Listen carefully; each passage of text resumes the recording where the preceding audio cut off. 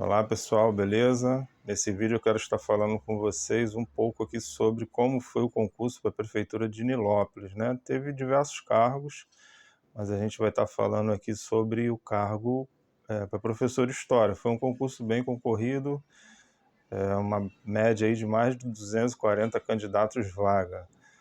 A prova para professor de História não foi uma prova muito complexa, né? Para quem tá lendo, está procurando se manter atualizado, foi uma prova um tanto quanto tranquila, mas a gente sabe que o concurso aqui no Brasil, né, por ter uma concorrência muito alta, não adianta só passar, né, na prova, mas você tem que tirar uma nota muito alta, né? Por isso a importância de estar estudando constantemente, né, se aprofundando nos temas para conseguir tirar uma nota alta. A prova teve questões de língua portuguesa, questões de legislação relacionada ali à Prefeitura de Nilópolis, conteúdos relacionados a fundamentos de educação e, logicamente, conhecimento específico. Estou aqui com a prova. Na segunda-feira mesmo, a Banquian já liberou, né, disponibilizou o gabarito da prova e já disponibilizou também o espelho da prova, né? Então achei muito bacana. Foi a primeira vez que eu fiz um concurso promovido pela Banca Ian. Eu achei muito correto, né, a maneira que eles estão trabalhando. Eles vão te informando a cada etapa do concurso, eles vão te notificando no seu e-mail. O acesso é muito fácil, você vai vendo o status, é muito bacana. Eu gostei muito de fazer prova com essa banca. Aconteceu uma coisa interessante, que foi a questão geográfica, né? Porque essa prova, a gente estava concorrendo uma vaga aqui para a Prefeitura de Nilópolis, mas eles colocaram muitas pessoas, inclusive eu, fomos fazer prova em Duque de Caxias, né? Então, ficou um pouco longe, acho que todo mundo esperava que fosse por aqui, em Nilópolis mesmo, que fosse ser realizada a prova, mas, para surpresa aí de muita gente, a prova foi feita em Duque de Caxias. E hoje eu quero falar com vocês sobre como foi a prova de Fundamentos da Educação, tá bom? Vou aqui estar apresentando algumas questões para vocês perceberem mais ou menos como é que essa banca trabalha, e se você estiver se preparando aí para algum concurso também, eu acredito que isso vai te ajudar. Se você ainda não é inscrito no canal, você está convidado também a se inscrever, dar o like e deixe seu comentário aí também no vídeo para ajudar aí o canal, valeu? Então, Fundamentos da Educação, a primeira questão falou aqui do Estatuto da Criança e do Adolescente. E ele fala aqui, né? De acordo com o Estatuto da Criança e do Adolescente, observando-se casos de maus tratos envolvendo seus alunos, reiteração de faltas injustificadas e de evasão escolar, esgotados os recursos escolares, e elevados níveis de repetência. Os dirigentes de estabelecimento de ensino fundamental deverão comunicar o fato a quem? Então, maus tratos aos alunos, reiteração de faltas injustificadas e elevados níveis de repetência. Os dirigentes teriam que comunicar isso a quem? Letra A, ele perguntava se era o Conselho de Pais e Mestres. Letra B, se era o Departamento de Polícia mais próximo da escola. Letra C, o Conselho Tutelar. E letra D, o Juizado de Menores. Então, a gente indo aqui por eliminação, né? Vamos recapitular um pouquinho aqui, ó. Maus tratos envolvendo seus alunos, reiteração de faltas injustificadas e elevados níveis de repetência. Eu achei aqui departamento de polícia, né, mais próximo da escola, uma atitude muito grave, né? Então essa aqui de cara eu já eliminaria, né, como eliminei. Conselhos de pais e mestres, eu achei já que isso seria uma primeira etapa, porque aqui ele fala de reiteração de faltas injustificadas, ok? É uma coisa, então, que estava acontecendo com uma certa constância, né, de acordo com a questão. Então, o Conselho de Pais e Mestres eu também eliminei. Juizados de menores também achei uma atitude radical. Então, por eliminação aqui, eu escolhi o Conselho Tutelar, e era justamente essa, a letra C, Conselho Tutelar. Então, maus tratos envolvendo alunos, reiteração de faltas injustificadas e de evasão escolar, esgotados os recursos escolares e elevados níveis de repetência, a opção era Conselho Tutelar.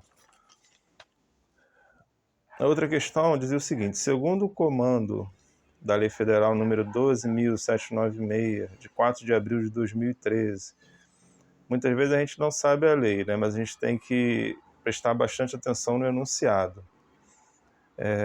Diz o seguinte: o atendimento educacional especializado, gratuito, aos educandos com deficiência, transtornos globais de desenvolvimento e altas habilidades ou superdotação transversal a todos os níveis, etapas e modalidades será preferencialmente.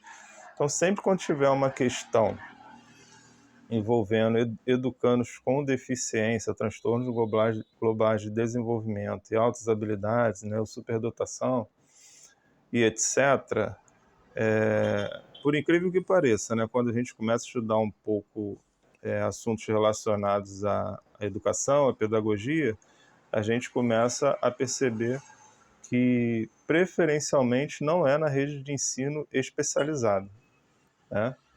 Para o senso comum vai pensar que sim, né? Que quem tem transtornos globais de desenvolvimento, quem precisa de, quem tem algum tipo de deficiência ou até mesmo altas habilidades, a gente pensa logo, né? O senso comum vai pensar logo que essa demanda tinha que ser direcionada para a rede de ensino especializada, né? Mas do contrário.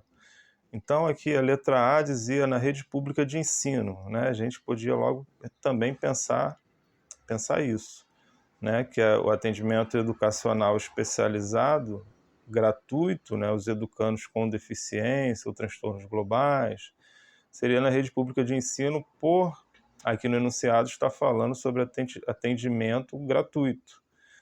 Mas a gente tem que continuar olhando as questões. Na letra B, na rede privada de ensino, então note que uma exclui a outra.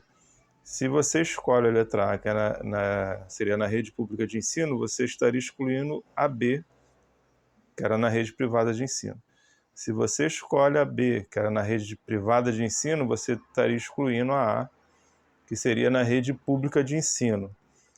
Na rede de ensino especializada, né, como já foi falado, essa aqui a gente já eliminaria de cara, né, porque a nossa mente tende a escolher essa aqui. Quando você pensa no atendimento educacional especializado gratuito aos educandos com deficiência, transtornos globais, você pensa logo que seria na rede especializada, mas não, né?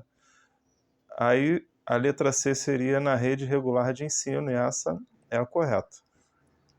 Então, o atendimento educacional especializado gratuito, né, gratuito aos educandos com deficiência, transtornos globais de desenvolvimento ou altas habilidades é na rede regular de ensino, ou seja, tanto na escola pública quanto na rede privada.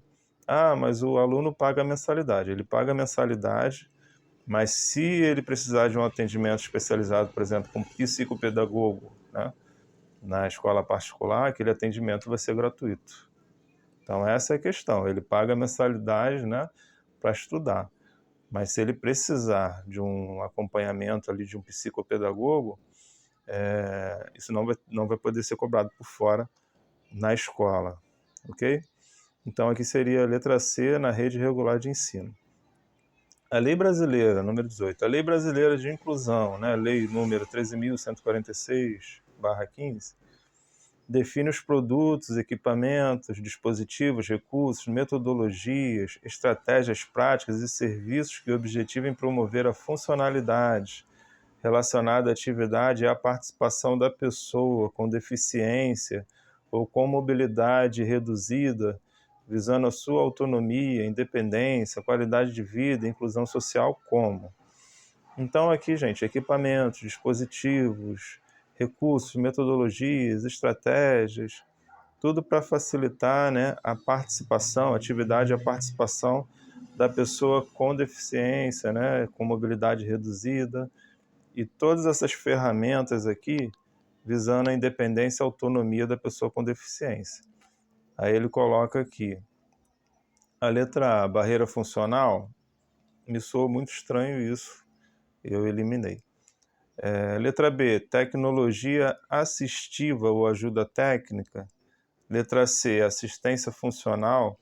Ou letra D, barreira tecnológica. Então essa aqui foi a letra B, tá? Que era tecnologia assistiva ou ajuda técnica. Vamos correr para o vídeo não ficar muito grandão? Aqui no 19, segundo o Plano Nacional de Educação, Lei 13.005/14. Então, vocês prestem atenção que eles falam muito aqui sobre leis, né? E eles citam o número das leis.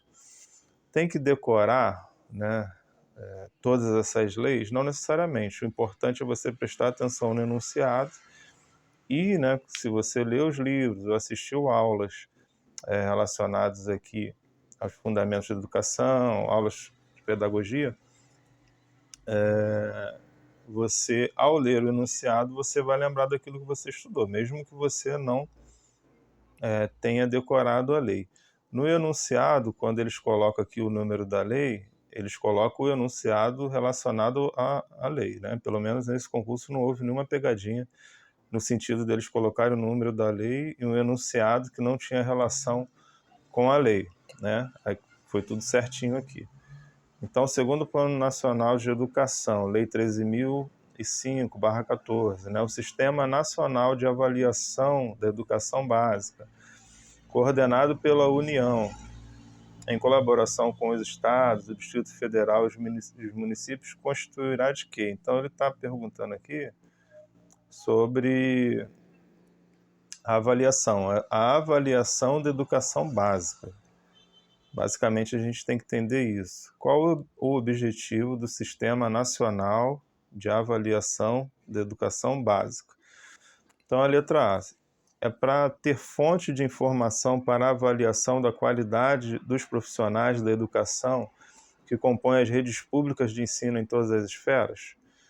Então, será que é para isso? O Sistema Nacional de Avaliação da Educação Básica é para perceber a qualidade, né, dos professores, dos profissionais da educação? Letra A? Não. Letra B. É para coletar fonte de informação sobre as políticas públicas aplicadas à educação pelos sistemas municipais de ensino? Essa aqui no início até começa a soar bem, né? Porque fala aqui, ó, fonte de informação sobre as políticas públicas, né? Soa bem, só que quando ele coloca aqui aplicados à educação pelos sistemas municipais de ensino, ele acaba reduzindo um pouco, né? Fica meio reducionista quando ele coloca aqui sistemas municipais, né? Porque aqui no enunciado já está dizendo que é coordenado pela União, em colaboração com os estados, o Distrito Federal e os municípios.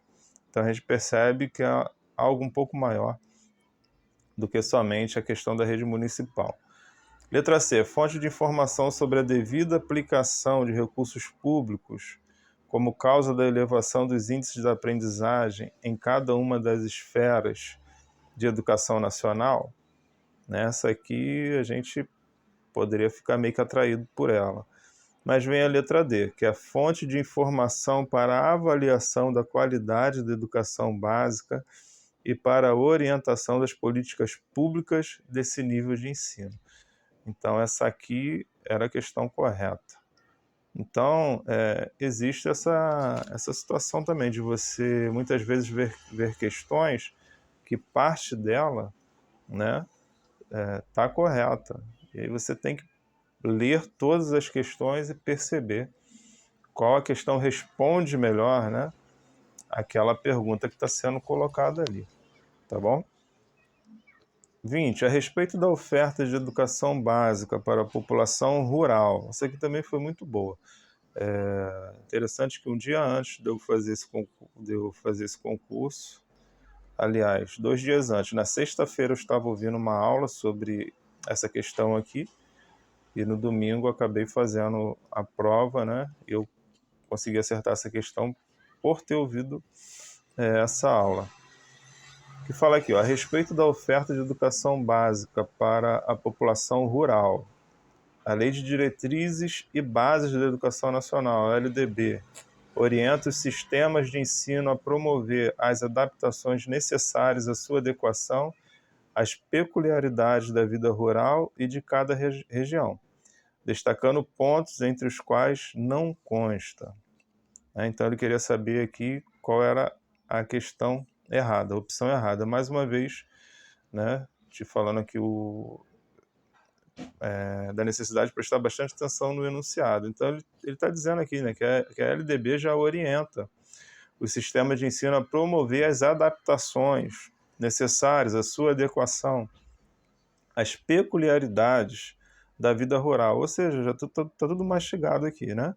E de cada região, destacando pontos, entre os quais não consta. Qual que não consta? Então vamos lá. Letra A, adequação à natureza do trabalho na zona rural. Adequação à natureza do trabalho na zona rural. Sim, né? Essa consta, sim. Letra B, conteúdos curriculares e metodologias apropriadas às reais necessidades e interesses dos alunos da zona rural. Sim, né? Hoje a gente tem que pensar a educação como algo muito assim democrático, algo muito adaptável, né? A gente não pode mais pensar a educação como algo assim rígido, né? Onde você tem que impor, né, um modelo engessado, né? Você tem que pensar a educação sempre com uma possibilidade dela se adequar, né? Onde o aluno, né, ele também ele não é mais aquele ser passivo, né? Aquele agente passivo, mas ele é um ser ativo, ele participa, né, de todo o processo da educação. Ele, né, é tão interessado quanto o professor, até mais, o agente até mais interessado nessa dialética de ensino-aprendizagem. Então, os conteúdos curriculares e metodologias apropriadas às reais necessidades e interesses dos alunos da zona rural, está corretíssimo isso aqui, né? Só que lembre-se que o examinador aqui ele queria a opção errada, não a certa. A letra C. Estabelecimento de metas de desenvolvimento educacional com base nos índices alcançados pela comunidade escolar urbana. Então dá uma segurada nessa aí, vai pensando aí. Letra D. Organização escolar própria, incluindo a adequação do calendário escolar às fases do ciclo agrícola e às condições climáticas. Sim, né? Como eu acabei de falar aqui com vocês, né? A gente não pode pensar a educação como algo engessado, mas ela se adequa, né? Então, os modelos eles se adequam às necessidades, até mesmo das regiões onde aquele modelo está sendo colocado, está sendo implantado, tá bom? Então, a letra D também está certa, a organização escolar própria, incluindo a adequação do calendário escolar às fases do ciclo agrícola e às condições climáticas. Qual é errado, então? É a letra C, e ele queria errado, que é o estabelecimento de metas de desenvolvimento educacional com base nos índices alcançados pela comunidade escolar urbana. Por quê? Porque aqui você coloca uma certa hierarquização, como, como que se os índices, né, alcançados pela comunidade escolar urbana fosse superior aos índices alcançados pela comunidade rural, tá bom? Então, geralmente, essa questão que vai envolver o campo, sempre que houver uma comparação colocando o modelo urbano, a comunidade urbana, o desenvolvimento das metas urbanas como superior, né, ao do campo, ou sendo como se fosse ali o modelo, né, a ser seguido, a ser alcançado, a meta a ser alcançada, provavelmente essa questão, né, seguramente essa questão vai estar errada. Então a C era a questão errada. 21. Ao longo da educação básica, as aprendizagens essenciais definidas da BNCC devem concorrer para assegurar aos estudantes o desenvolvimento de 10 competências gerais que consubstanciam, no âmbito pedagógico, os direitos de aprendizagem e desenvolvimento. A fim de impactar positivamente o processo de aprendizagem com uma base nacional comum curricular, define o desenvolvimento de tais competências. Então, seria importante, né, o aluno ele ter tido acesso a essas 10 competências aqui. Eu, quando eu estava me preparando para esse concurso, eu tive acesso, ouvi as aulas, né, e falava aqui dessas 10 competências gerais. Então, eu já tenho aqui meio que internalizado, né, que essas competências falam aqui do desenvolvimento do aluno como um ser, né, completo, né, como um indivíduo, né, como um ser pensante, como um ser ativo na sociedade na qual ele está inserido, como uma pessoa que vai ter um pensamento crítico, né, vai ter uma lucidez na maneira de pensar, na maneira de agir, na maneira de se conduzir. Então, essas 10 competências vai falar sobre isso, né? Sobre o desenvolvimento do aluno como ser pensante, como ser capacitado a agir, né? Na sociedade. E aí ele vem perguntando aqui, a fim de impactar positivamente, né, o processo de aprendizagem como a Base Nacional Comum Curricular, como a Base Comum Curricular define o desenvolvimento de tais competências. Então vocês vão perceber que algumas questões aqui ela é muito reducionista. E essa questão aqui, quando ele está falando das 10 competências, está falando justamente disso, de um desenvolvimento pleno, né, do aluno. Não só ali como um aluno que adquire aqueles conhecimentos da matéria em si, né, mas como ele desenvolve essas habilidades no sentido dele ter um crescimento pleno, né? Um desenvolvimento intelectual, um desenvolvimento emocional, um desenvolvimento crítico, tudo isso vem falando nas 10 competências. Eu te aconselho depois você buscar aí as 10 competências no âmbito pedagógico da BNCC. Então, letra A, são as aprendizagens capazes de conduzir o estudante à aquisição de competências e habilidades que vão prepará-lo para o mercado de trabalho. Então, essa questão aqui, a letra A é muito reducionista, né? Como eu estava falando, essas 10 competências abordam uma temática que fala de um desenvolvimento muito pleno, né? Do ser, né? Como um todo, né? Então, aqui quando fala que é só para prepará-lo para o mercado de trabalho, a gente já elimina de cara. Letra B, é um mecanismo que propõe a educação como meio de superação das necessidades socioeconômicas dos indivíduos que compõem a comunidade escolar. Também é reducionista, porque está falando aqui de adquirir competências e habilidades para superar necessidades socioeconômicas. Não, é reducionista, porque vai prepará-lo para o mercado de trabalho, vai prepará-lo também para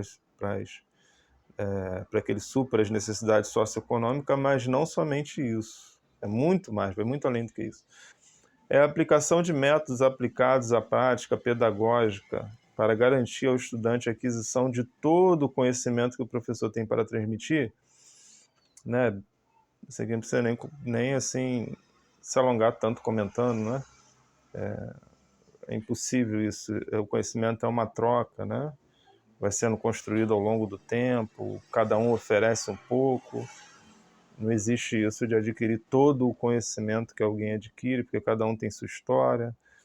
Enfim, né? E a letra D, que fala, é a mobilização de conhecimentos, habilidades, atitudes e valores para resolver demandas complexas da vida cotidiana, do pleno exercício da cidadania e do mundo do trabalho. Certíssima, né? Então a letra D era a opção correta.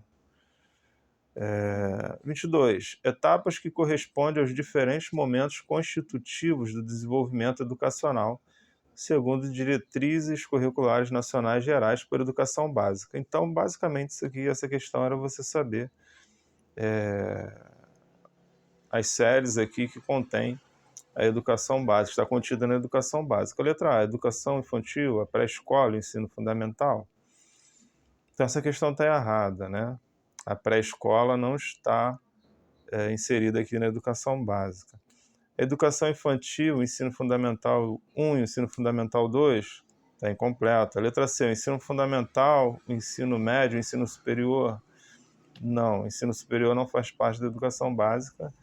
Seria a letra D aqui, ó, educação infantil, o ensino fundamental e o ensino médio. Ok? Então a letra D é a resposta correta. A Lei Federal 10.639/03 torna obrigatório o ensino sobre história e cultura afro-brasileira nos estabelecimentos de ensino fundamental e médio, oficiais e particulares, e determina que os conteúdos referentes à história e cultura afro-brasileira serão ministrados aonde? Letra A, no âmbito de todo o currículo escolar? Não. Letra B, somente na área de ciências humanas? Também não, né? Geralmente quando coloca muito específico também a questão, a gente pode desconfiar um pouco. Letra C, por projetos pedagógicos extracurriculares que envolvam todas as áreas de conhecimento. Então ele está falando projetos pedagógicos extracurriculares. Não. Vamos ver aqui o que fala o enunciado. Torna obrigatório o ensino sobre história e cultura afro-brasileira nos estabelecimentos de ensino fundamental e médio, oficiais e particulares, e determina que os conteúdos referentes à história e cultura afro-brasileira serão ministrados, né? Então ele torna obrigatório o ensino sobre história e cultura afro-brasileira. Então ele é bem assertivo aqui, né? É uma lei federal, entendeu, que tornou obrigatório o ensino sobre história e cultura afro-brasileira nos estabelecimentos de ensino fundamental e médio. Aí aqui na opção, ele está perguntando se seria por projetos pedagógicos extracurriculares. Não são extracurriculares, mas vai fazer parte do currículo. Então aqui acerta a letra D, né, que é no âmbito de todo o currículo escolar, em especial nas áreas de educação artística e de literatura e história brasileiras. Essa era a correta. 24. A Lei Federal número 10.793 altera a Lei de Diretrizes e Bases da Educação Nacional e propõe que a educação física, integrada à proposta pedagógica da escola, é componente curricular obrigatório da educação básica, sendo sua prática facultativa, entre outros, ao aluno que... Então, a letra A, que cumpra jornada de trabalho igual ou superior a 6 horas. Isso aqui você pode ir por eliminação, mesmo que não soubesse. Letra B, que tenha menos de 18 anos de idade. Claro que isso aqui não te isenta de fazer educação física, né? Não torna a educação física facultativa, o fato de você ter menor de 18 anos. Que não presta serviço militar também não tem nada a ver, né? O fato de não prestar serviço militar com ser facultativa a prática de educação física na escola. Que não apresente aptidão para o esporte. Aqui a questão da aptidão, se fosse uma questão de saúde, né, e você apresentasse o atestado, beleza, mas por não apresentar aptidão também não vai tornar facultativa a prática. Mas então aqui no caso era a letra A, que cumpra jornada de trabalho igual ou superior a 6 horas. Então, o indivíduo que trabalha, né, que cumpre jornada de trabalho igual ou superior a 6 horas, é facultativo a prática de educação física, né, para esse aluno. E por último aqui, gente, fundamentos da educação. Analise os itens abaixo. 1. Os princípios éticos da autonomia, da responsabilidade, da solidariedade, do respeito ao bem comum. 2. Os princípios dos direitos e deveres, da cidadania, do exercício, da criticidade, do respeito à ordem democrática. 3. Os princípios estéticos da sensibilidade, da criatividade, da diversidade, de manifestações artísticas e culturais. De acordo com a resolução número 2, CNE-SEB 98, os itens citados correspondem a quê? A princípios que compõem o regimento escolar. Letra B. Princípios que os sistemas de ensino deverão estabelecer como regra para a prática pedagógica de todo docente. Letra C, princípios que regem as ações pedagógicas e administrativas da equipe gestora de uma instituição de ensino. E letra D, princípios que as escolas deverão estabelecer como norteadores de suas ações pedagógicas. Então essa aqui encaixou muito, muito bem, né? Tá redondinho, né? Essa D aqui, ó. Princípios que as escolas deverão estabelecer como norteadores, né? Essa palavra aqui sempre vai encaixar muito bem em fundamentos de educação, né?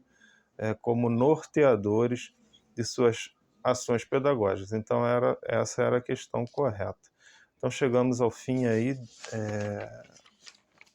lembrando que isso aqui foi a prova de fundamentos da educação, né? Como você pode ver, não estava tão complexo assim, muitas coisas aqui era questão de você até mesmo raciocinar.